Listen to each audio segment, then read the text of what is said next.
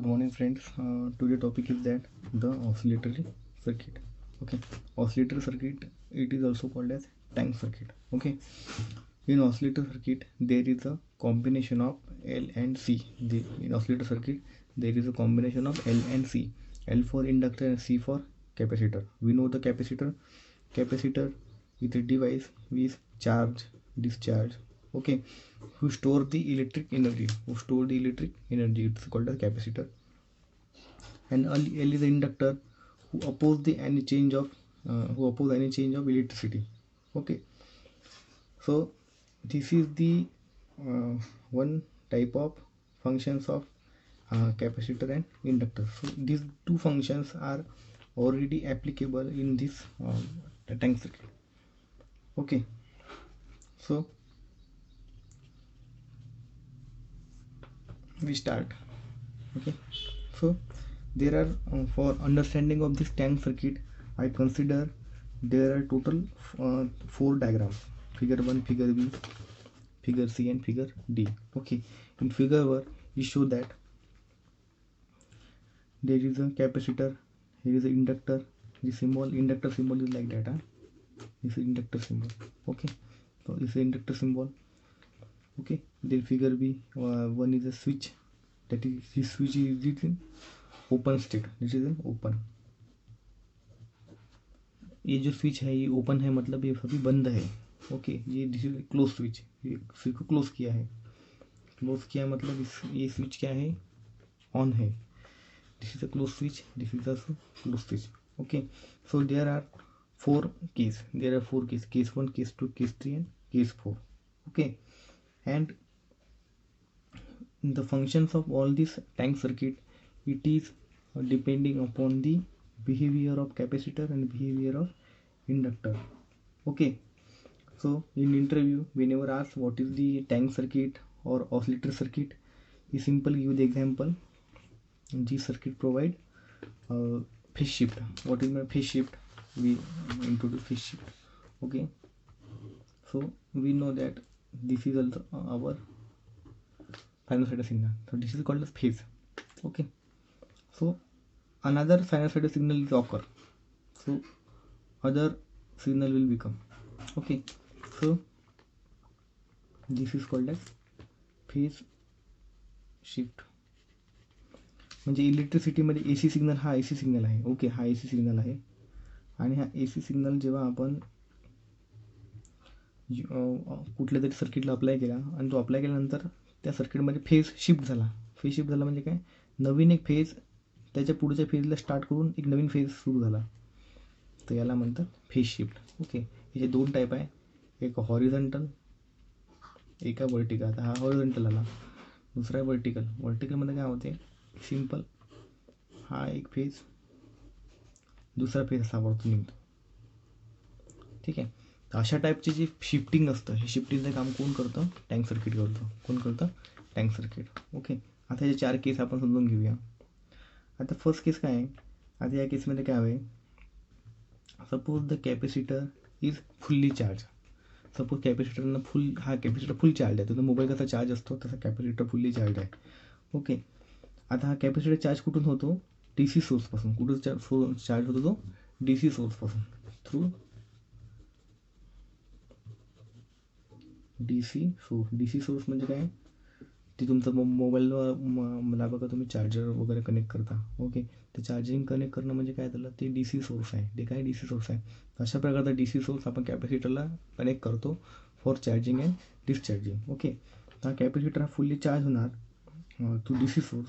Okay, हा charge झाल्यानंतर आणि हा इंडक्टर जो आहे, ओके, हा इंडक्टर स्टेडी आहे, यामध्ये कुठल्या प्रकारचा चार्ज अवेलेबल नाही आहे.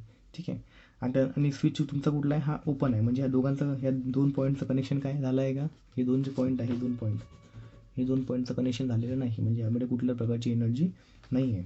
ओके, वरची प्लेट पॉझिटिव्ह आहे, खालची प्लेट निगेटिव्ह आहे, आणि याच्यामध्ये काही इलेक्ट्रॉन्स सर्व स्टोअर्ड आहे. ओके, त्यामुळे आता ही झाली पहिली केस. तर यामध्ये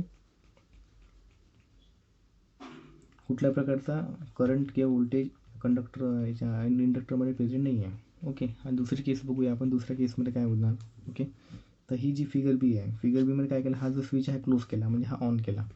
स्विच ऑन केल्यामुळे काय झालं, हा कॅपॅसिटर जो आहे हा कॅपॅसिटर चार्ज आहे. ओके, मग यातली हे आपण कनेक्ट केलं ना हे केमिकलला, म्हणजे काय झालं, हे पहिले ओपन होते कनेक्ट केलं म्हणजे काय झालं की यातील जो पण चार्ज आहे तो चार्ज असा फ्लो होईल. बरोबर, असा फ्लो होईल चार्ज.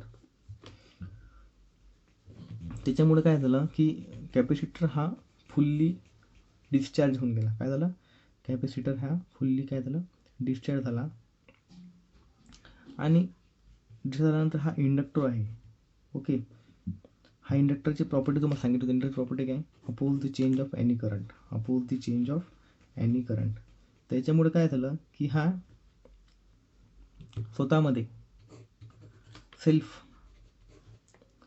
स्वतःमध्ये इलेक्ट्रोस्टॅटिक चार्ज सेव्ह करेल. कुठला चार्ज सेव्ह करेल, इलेक्ट्रोस्टॅटिक चार्ज और एनर्जी हा कधी स्टोअर करेल. कोण, हा इंडक्टर. कधी, जेव्हा कॅपॅसिटर चार्ज झाला, नंतर चार्ज झाल्यानंतर आपण स्विच क्लोज क्लोज केला. म्हणजे क्लोज करणं म्हणजे काय, क्लोज करणं म्हणजे बटन दाबणे, नंतर तो कॉल ऑन झाला. ठीक आहे, स्विच असा क्लोज केला म्हणजे 2 पॉईंट काय कनेक्शन केले. मग त्यावेळेस काय झालं, कॅपॅसिटर डिस्चार्ज झाला बट इंडक्टरने पूर्ण ते एनर्जी कन्झ्युम करून घेतली. बट इंडक्टरची प्रॉपर्टी काय आहे की तो स्वतःमध्ये इलेक्ट्रिक चार्ज काय करतो, स्टोअर करतो. ओके, ते कसं समजलं, पहिली केसमध्ये काही नाही आहे, दुसरी केसमध्ये फक्त एवढं डिफरन्स आहे, क्लोज केलं आणि इंडक्टरनं आपल्यामध्ये एनर्जी काय केली, स्टोअर केली. तिसरी केस बघा, तिसरी केस ही. आता बघा याच्या काय आहे, इंडक्टर कंप्लीट डिस्चार्ज झाला. हा काय झाला, इंडक्टर कंप्लीट डिस्चार्ज म्हणजे याची चार्जिंग पूर्ण खतम झाली. ओके, तर त्यावेळेस काय झालं की हा जो इंडक्टर आहे तो बघा सांगितलं होतं मगाशी मी, इंडक्टरने काय केलं, स्वतःमध्ये इलेक्ट्रिक एनर्जी चार्ज काय केलं, स्टोअर केला. मग तो स्टोअर केलेला जो इलेक्ट्रोस्टॅटिक एनर्जी होती, ती इलेक्ट्रोस्टॅटिक एनर्जी मॅग्नेटिक फील्डमध्ये कन्वर्ट झाली. कशात आली कन्वर्ट, मॅग्नेटिक फील्डमध्ये. मॅग्नेटिक फील्ड कुठली, इंडक्टरने स्टोअर केलेली एनर्जी मॅग्नेटिक फील्डमध्ये काय झाली, कन्वर्ट झाली. मग मॅग्नेटिक फील्डमध्ये कन्वर्ट झाल्यामुळे काय झालं की याच्यामध्ये एक बॅक ई एम एफ तयार झाला. काय तयार झालं, back E M F. Back E M F म्हणजे इलेक्ट्रोमोटिव्ह फोर्स असतो, तो स्टोअर होतो सर्किटमध्ये. ओके, मग याच्यामुळे काय झालं की ही एनर्जी जी होती मॅग्नेटिक फील्डची बॅक ई एम एफ, त्याच्यामुळे काय झालं, हा कॅपॅसिटर काय झाला, कॅपॅसिटर पुन्हा चार्ज झाला. काय झालं, कॅपॅसिटर पुन्हा चार्ज झाला. आणि ह्या कॅपॅसिटर पुन्हा चार्ज झाल्यामुळे काय झालं, मेन जे फंक्शन याचं जे होतं, ठीक आहे, म्हणजे काय झालं, हा जी मॅग्नेटिक फील्ड जी होती, मॅग्नेटिक फील्ड म्हणजे इलेक्ट्रोस्टॅटिक जी एनर्जी स्टोअर केली होती ती मॅग्नेटिक फील्डमध्ये काय तयार झाली, आणि मॅग्नेटिक फील्ड जी आहे ती बॅक ई एम एफमध्ये तयार झाली. हा बॅक ई एम एफ म्हणजे बॅक आहे ना तो, मग हा बॅक ई एम एफ याला पुन्हा गेला. याच्यामुळे काय झाला, कॅपॅसिटर पुन्हा चार्ज झाला. काय बोललो मी, कॅपॅसिटर पुन्हा चार्ज झाला. मग कॅपॅसिटर चार्ज झाल्यामुळे चार्ज पूर्ण झाला up to its maximum value, म्हणजे हा मॅक्झिमम व्हॅल्यूपर्यंत चार्ज झाला. तुम्ही मोबाईल कसा चार्ज करता 100%पर्यंत, तशा प्रकारे हा कॅपॅसिटर चार्ज होतो त्याच्या मॅक्झिमम व्हॅल्यूपर्यंत. मग तो चार्ज झाल्यामुळे ॲक्च्युली काय झालं की चार्ज झाला. मग हा काय झाला, याच्यातलं पूर्ण बॅक ई एम एफ काय झालं, म्हणजे मॅग्नेटिक फील्ड जी स्टोअर्ड होती ते काय झाली, एंड झाली. मग कॅपॅसिटरमध्ये पूर्ण येऊन गेली. ठीक आहे, त्याच्यामध्ये कुठल्या प्रकारचा आपण इथं बघा, फर्स्ट टाइम आपण काय केलं, डी सी सोर्स अप्लाय केला. तो डी सी सोर्स इथं अप्लाय केला नाही आहे. कॅपॅसिटर हा फुल्ली चार्ज झाला due to of this magnetic field back E M F. Okay, ही झाली केस 3, कॅपॅसिटर चार्ज झाला. मग आता डीमध्ये काय होईल, मग कॅपॅसिटर चार्ज झाला, मग कॅपॅसिटर पुन्हा डिस्चार्ज होईल आणि मग हा इंडक्टर काय करेल, त्याच्यामध्ये एनर्जी स्टोअर ठेवेल, इलेक्ट्रोस्टॅटिक एनर्जी काय करेल, स्टोअर ठेवेल. मग स्टोअर ठेवल्यानंतर हा काय, कॅपॅसिटर पुन्हा काय झालं, डिस्चार्ज झाला. ओके, मग हा पुन्हा सुरू मग electrostatic energy conversion, magnetic energy, back E M F, मग पुन्हा कॅपॅसिटर, मग कॅपॅसिटर पुन्हा चार्ज होईल. मग चार्ज झाल्यानंतर मग पुन्हा मग तो डिस्चार्ज होईल. मग इंडक्टर पुन्हा एनर्जी स्टोअर करेल, मग त्याला मॅग्नेटिक फील्डमध्ये कन्वर्ट करेल, मग बॅक ई एम एफ तयार करेल, मग पुन्हा कॅपॅसिटर देईल, मग पुन्हा कॅपॅसिटर चार्ज. अशा प्रकारे हे केस आहे, हे असं सुरू राहील. तर याला म्हणतात ऑसिलेशन्स. याला काय म्हणतात, ऑसिलेशन्स. म्हणून या सर्किटला म्हणतात ऑसिलेटरी सर्किट. ओके, म्हणजे काय झालं, कुठल्या प्रकारचा तुम्ही इनपुट अप्लाय केलेला नाही. एकच वेळा बघा तुम्ही इनपुट अप्लाय केला, नंतर तुम्ही कुठल्या प्रकारचा इनपुट अप्लाय केलेला नाही. Capacitor cell capacitor charge, discharge, inductor save its magnetic field energy, back EMF हा तयार करत राहील आणि याच्यामुळं काय होईल, फेज शिफ्ट होता येईल. बघा याला म्हणतात फेज शिफ्ट. ओके. आणि याची जी फ्रिक्वेन्सी आहे ती फ्रिक्वेन्सी आपण कशी काढतो, त्याचा फॉर्म्युला F=1/2√LC. L म्हणजे इंडक्टर, C म्हणजे कॅपॅसिटर, पाय म्हणजे 3.14 याची व्हॅल्यू घ्यायची. ओके. आणि त्याची ही फ्रिक्वेन्सी आहे बघा, charging discharging charging discharging charging discharging, त्याची फ्रिक्वेन्सी काय यूज होत राहील. ओके. तर याला म्हणतात ऑसिलेटरी सर्किट. ओके. आणि यालाच म्हणतात टँक सर्किट. याला काय म्हणतात, टँक सर्किट. आणि तुमच्या बुकमध्ये याचं जास्त इन्फॉर्मेशन दिली नव्हती, म्हणून आपण नवीन बुकमधून ही इन्फॉर्मेशन काढली आहे. ओके. आणि ही जी टँक सर्किट आहे, टँक सर्किट तुम्हाला प्रश्न येऊ शकतो 4 मार्क्ससाठी. What is the tank circuit, types of oscillator, explain tank circuit, 4 marks असा प्रश्न आल्यानंतर तुम्ही हे तुम्हाला 4 डायग्राम करून तुम्हाला लिहायचे आहे. तुमचं होमवर्क हे आहे की फिगर 1, फिगर बी, फिगर सी, फिगर डी या 4ही फिगरचं तुमच्या लँग्वेजमध्ये तुम्हाला एक्सप्लेनेशन करायचं आहे. हे बघा तुम्ही फिगर ड्रॉ करून घ्या, मी ठेवतो असंच. ओके. हे तुमचं होमवर्क आहे आजचं की फिगर 1, फिगर बी, फिगर सी, फिगर डीचं तुम्हाला तुमच्या लँग्वेजमध्ये कन्वर्शन करून द्यायचं आहे. ओके.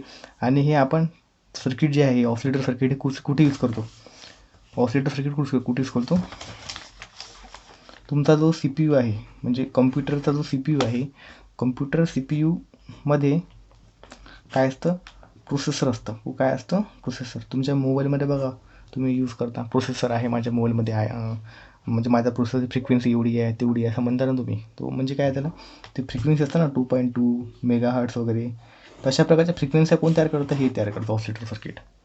ओके. तर याचा खूप मोठा रोल आहे. इलेक्ट्रॉनिक जे प्रॉडक्ट जे बनतात, कम्प्युटर असेल, लॅपटॉप असेल, मोबाईल डिव्हायसेस असेल, अशा प्रकारचे मोठ्या ज्या सर्किट्स आहे त्यामध्ये याचा खूप मोठा इम्पॉर्टंट रोल आहे. आणि याला तुम्हाला ही तुमची जी पूर्ण सिस्टीम आहे ही तुम्ही यूज करता एम्बेडेड सिस्टीम म्हणून. एम्बेडेड सिस्टीम जी आहे म्हणजे it is a part of hardware plus software. त्याचा यूज करून तुम्ही एम्बेडेड सिस्टीममध्ये काय करता, डिझायनिंग करता. त्यासाठी तुम्हाला हे बेसिक थिंग्स तुम्हाला इम्पॉर्टंट म्हणजे आहे. Okay. Thank you for watching this lecture.